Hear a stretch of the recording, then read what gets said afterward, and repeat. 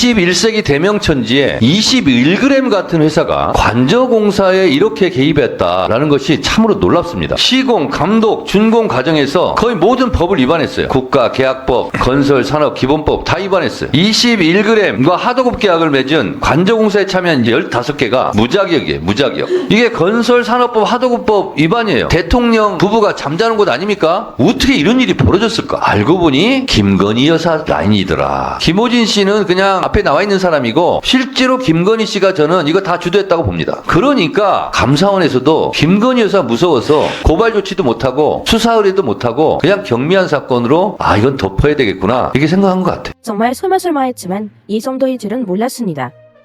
여당 내부에서도 심상치 않은 기류를 느끼며 또다시 탄핵을 당할 수밖에 없는 흐름을 인정하고 있습니다. JTBC의 단독 보도로 명태균이 국정에 관여한 증거가 나타나며 제2의 최순실, 남자 최순실이라는 평가가 나오고 있는데요. 무엇보다 하루 전 검찰이 4년 6개월을 끌고 결국 김건희에게 또다시 무혐의 면죄부를 준 것이 탄핵 직전 마지막 몸부림이라는 평가가 나오는 가운데 결국 명태균 게이트가 일파만파 커지는 상황입니다.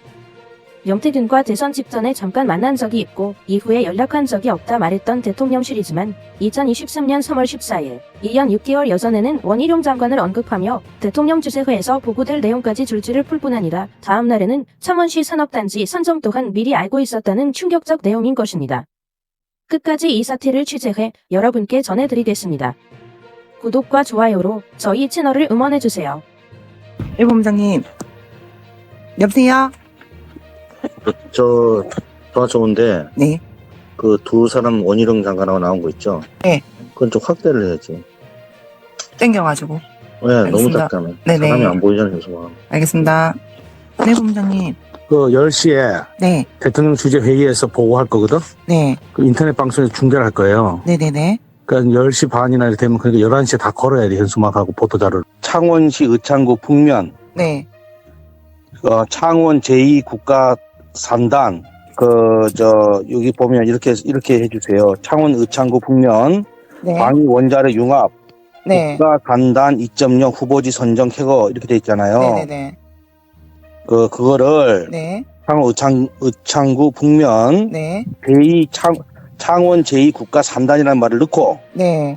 넣어줬으면 좋겠어. 그 다음에 김영선 의원 창원시 원팀되어 1군 갑진 성감을 해놓고. 뉴스에 영부인 얘기밖에 없는 것 같다. 이런 불만을 많이 듣습니다. 그럴 만도 한 게 지난 일주일 키워드 김건희로 검색해보니 3,282건의 기사가 떴습니다. 대통령을 제외한 주요 정치인 모두를 압도한 수치입니다. 부정적 키워드 몇 개를 배제하고 재검색했더니 숫자가 미미해졌습니다. 좋은 기사를 찾기 어렵다는 의미로 해석됩니다. 앞으로가 더 문제입니다. 처음 겪는 이 현실이 일상으로 굳어지고 점차 무뎌져 웬만한 소식은 놀랍지도 않게 되는 비정상의 일상화가 되는 건 아닌지 또 걱정됩니다.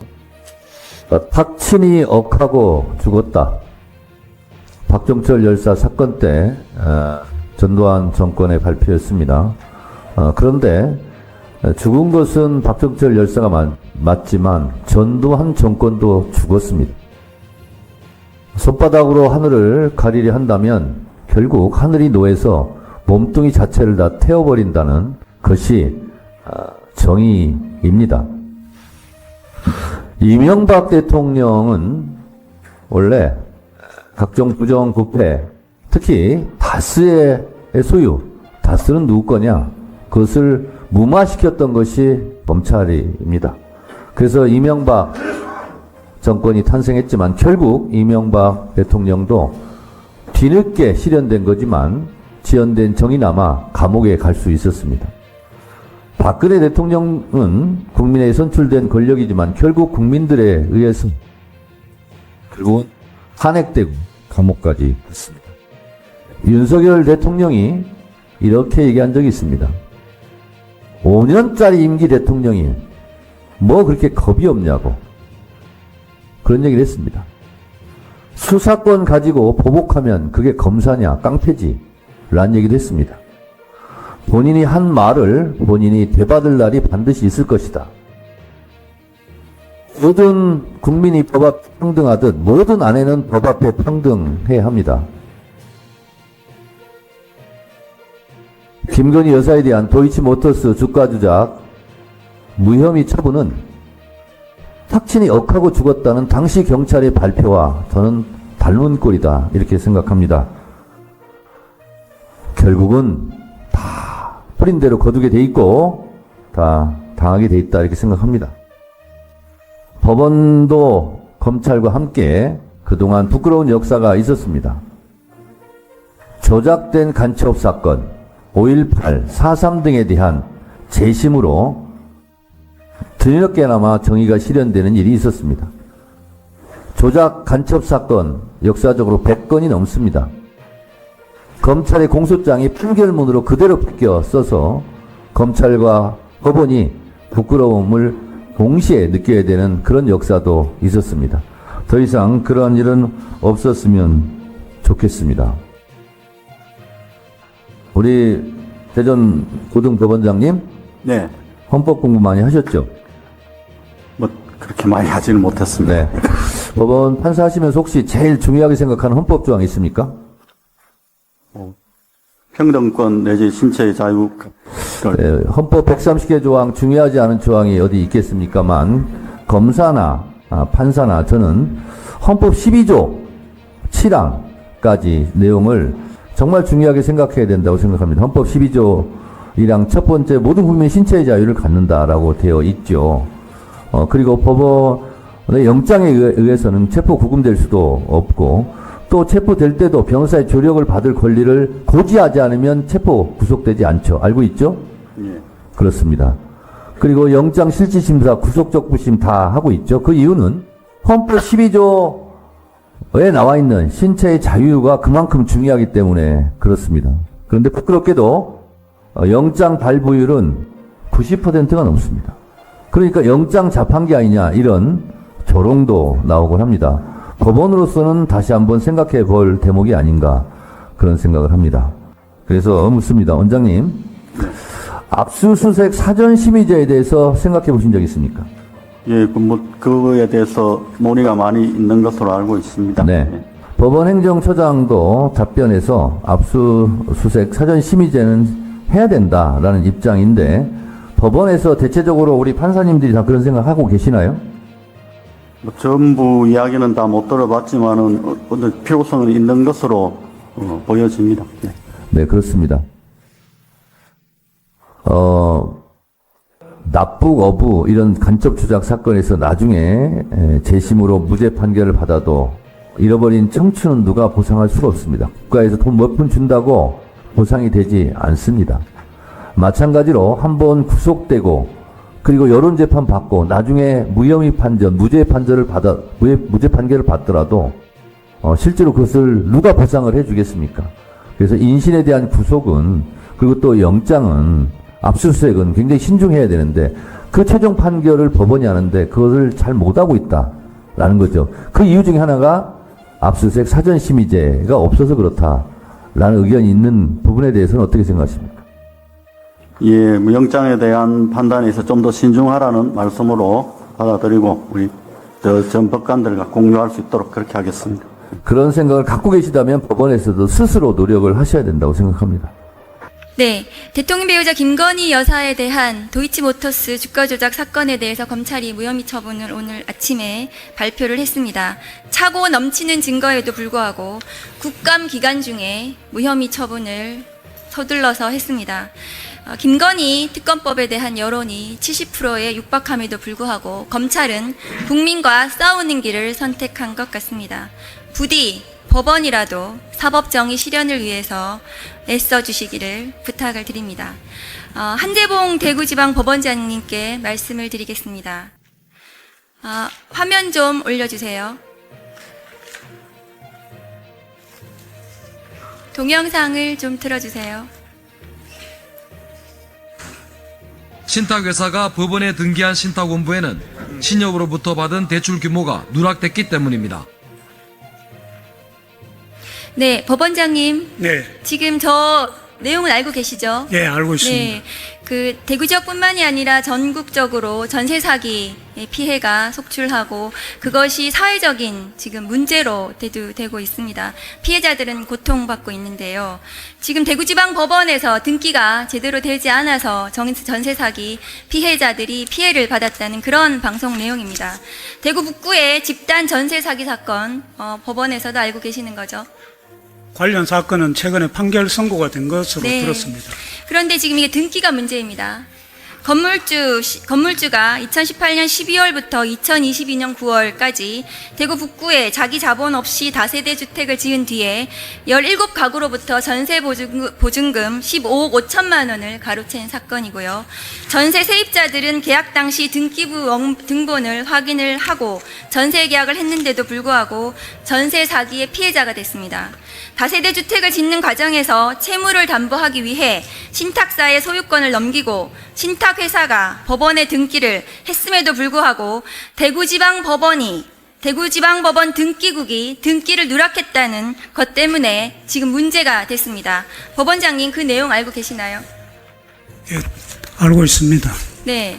그래서 작년에 전세 사기 의혹이 불거지고 나서야 신탁회사가 법원에 신탁 원부를 6년 만에 수정 등기를 한 건 맞습니까? 경위는 그렇게 된 걸로 알고 있습니다. 네, 대구지방법원 등기국이 한 수정 등기조차도 신탁 원부에 적은 페이지 숫자와 실제 페이지 숫자가 다르다는 게 지금 밝혀졌습니다. 맞습니까?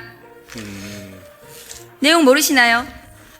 그거는 제가 정확하게 저렇게 언론 보도 방송까지 났는데도 불구하고 법원장님께서 그런 내용을 모르고 있으시다는 게 제가 의아합니다. 부동산 등기로 부동산 소유권, 담보권, 신탁관계 등을 알 수 있고 등기로 인해서 채무 변제 순위가 변동되기도 하고 특히 국민들의 재산과 관련된 사항이기 때문에 더욱 철저하게 관리되어야 하는데 등기를 누락한 건 대구지방법원 등기국의 직무 태만 아니겠습니까? 등기가 누락됐다고 말씀하시는데 제가 듣기로는 그 당시 그 신탁 등기할 당시에는 이렇게 그 대출 규모나 이런 거를 그 등기부에 기입 그 명세서를 넣게 되어 있지는 않은 걸로 제가 들었습니다. 그래서 발생했다고 제가. 그러면 지금 앞으로도 이런 피해는 계속 속출할 수가 있겠네요, 법원장님. 아닙니다. 지금은 제가 그 관련 규정이 정비되어서 바뀐 것으로 들었습니다. 그 후에 관련 규정이 정비가 되었습니까? 네, 그래서 지금 전세 사기 피해가 15억 이상 발생을 했고 피해자들이 고통받고 사망한 피해자도 있었던 것 같습니다. 그런데 지금 법원에서 그 징역 7년 구형한 것에 대해서 징역 5년이 선고된 건 맞습니까? 북구 사건은 그 언론 보도를 통해서 제가 그 결과를 처음 들었고요. 나중에 이제 판결문 열람하면서 내용은 확인을 했습니다. 네, 적정한 형이라고 법원장님 생각하시는가요? 개별 사건 양형에 대해서 지금 재판이 진행 중인 사건이고 하기 때문에 제가 뭐 공개적인 자리에서 그 적절성 여부를 언급하는 것은 옳지 않은 것 같고요. 다만 양형은 법관이 개별 사건에 대해서 양심에 따라 전인격적으로 내리는 결단이기 때문에 어떤 경우에도 법관의 판단을 법원장으로서는 존중을 하고 있고 다만 그 부당성 여부는 상소심 재판부에서 적절히 판단해 줄 것으로 그렇게 생각하고 있습니다. 네, 법원장님 고견에 저도 동의를 합니다. 그러나 그 전인격적인 소신으로 판결을 내리시더라도 국민의 법감정과 부합해야 되는 거 아니겠습니까? 양형이라는 게 워낙 그 어려운 문제이기 때문에 피해자의 입장에서는 만족할 수 있는 형이 법에 정한 최고형이 선고되면 당연히 만족할 것이고 피고인 입장에서는 또 상대적으로 관대한 형을 원하기 때문에 그 어떤 접합점을 찾기가 사실 쉬운 문제는 아닙니다. 다만 재판을 담당하는 법관이 국민의 눈높이나 일반적인 정서에 가능하면은 공감할 수 있는 그런 양형을 할 수 있도록 항상 고민하고 성찰하도록 그렇게 노력하겠습니다. 양형에 대해서 제가 한 사건 더 말씀을 좀 드리고 싶은데요. 부산고등법원장님께 말씀드리겠습니다. 부산 대구 고도등법원장님께 말씀드리겠습니다. 대구에도 그 돌려차기 사건이 발생을 했었었는데요. 혹시 고등법원장님 알고 계시는가요? 예, 알고 있습니다. 그 사건 1심에서 50년 선고됐는데 고등법원에서 2심에서 27년이 선고가 됐습니다. 알고 계십니까? 네, 알고 있습니다. 그 고무줄 양형 선고는 어떻게 생각하십니까? 지금 우리 지방법원장님께서도 이야기하신 것처럼 이 독립된 사법기관인 재판부가 여러 가지 사정을 고려해서 내린 그 구체적 사건에 관한 사법 판단에 대해서 행정 책임자인 법원장이 양형의 당부에 관해서 자세히 언급하는 것은 적절하지 않습니다만은 이 사건은 사실 양형 기준상의 근거형의 범위가 제가 보기에는 징역 10년에서 이상 50년 이하입니다. 이 양형 범위가 아주 편차가 큰 그런 사건이었고, 그리고 이 사건에서 1심과 항소심 사이에 선고의 편차가 심하게 된 이유는 의원들께서 해당 아마 1, 2심 판결문을 다들 보셨을 것이라 생각합니다. 이 사건은 항소심에서는 양형조사를 통해서 그 여러 가지 그 새로 밝혀진 여러 사정뿐만 아니라 이 대구지방법원 또는 지원에서 선고되는 각종 합의부 사건, 그리고 각 합의부 판결들의 양형 편차를 조정해야 될 의무가 항소부가 가지고 있고, 또 법정력이 더 중한 다른 범죄의 또 양형, 이런 이걸 종합적으로 고려해서 항소심에서 양형을 정해야 됩니다. 이런 여러 가지를 고려하다 보니까 아마 재판부에서는 1심의 형이 좀 과중하다고 생각해서 다른 양형, 다른 범죄 사건 또 유사한 사건의 양형을 참작해서 아마 그렇게 감형을 하지 않았나 그렇게 짐작을 합니다. 네, 이상입니다. 네, 수고하셨습니다. 다음으로 존경하는 이건태 의원님 질문해 주시죠. 예, 경기 부천시평 출신 이건태 의원입니다. 저는 여러분은 어떻게 생각하시나요? 여러분들의 의견을 자유롭게 댓글로 남겨주세요. 하나하나 읽어보고 명심하고 반영해서 더욱 유익한 영상 제작하도록 최선을 다하겠습니다. 여러분의 구독과 좋아요는 영상 제작에 큰 힘이 됩니다. 시청자 여러분, 제발 혁명을 위해 힘을 보여주세요. 오늘 준비한 영상은 여기까지입니다. 앞으로의 관련 소식도 계속해서 전해드릴 것을 약속드리며 영상이 유익하셨다면 구독과 좋아요 한 번씩 부탁드리겠습니다. 정말 열심히 하는 채널 되도록 하겠습니다. 진심으로 감사드립니다.